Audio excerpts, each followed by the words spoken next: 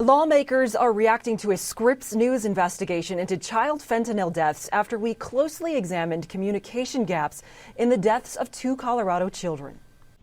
A Colorado Republican state senator. What you reported on, I think, indicates we do need to have more communication. And a Democrat state representative. Especially having seen your story, I think it's critical that we take a look and see what is missing in the breakdown in that communication. Both reacting to a national Scripps News investigation exposing communication gaps in the deaths of 2 Colorado toddlers, both from fentanyl, in 2 separate incidents. Looks like we got one unconscious female. Okay. We do have a child in the back of the seat.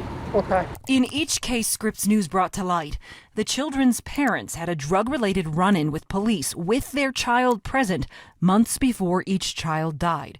But police in each case never alerted child welfare workers that the children might be in danger. It's important to note these deaths happened a few years ago, but some details of the incidents didn't become public until 2024. That's when Scripps News obtained several videos and records revealing what happened. She's not breathing. She has a pulse. Let's get her in and we'll start bagging. This is video from the first case in Aurora, when first responders revived a mom with the opioid reversal antidote Narcan after she passed out behind the wheel with her baby in the car. Come over here for me, okay?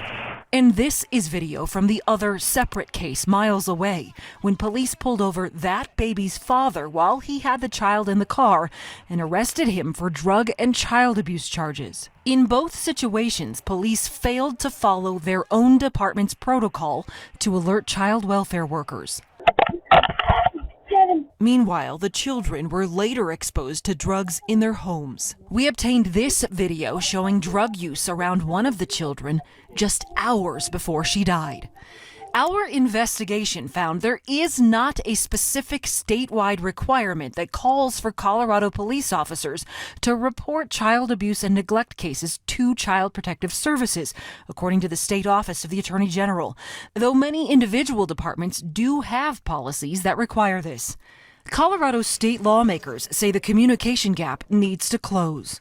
And the breakdown here is the communication between the police and Child Protective Services or an agency that can help the children. So should there be something that requires the police then to make sure that they're also reporting to child welfare? Yeah, and I don't think that's as hard to get done as it may seem. Certainly, if there's legislation or work we need to do to improve that communication, I would want to take a look at that. The governor of Colorado, Jared Polis, also responded to our investigation. His office gave us this written statement, which reads in part, Governor Polis is disheartened by these stories and committed to ensuring that law enforcement properly notifies and coordinates with state agencies to ensure the safety of all Colorado children.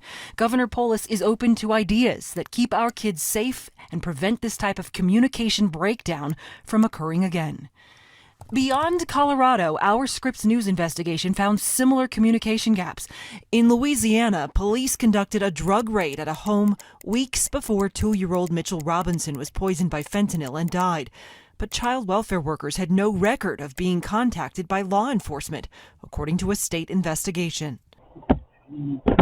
For those who are unable to speak for themselves, like the children in Colorado, many people in power are now speaking up on their behalf, looking for ways to improve a system that is supposed to protect them.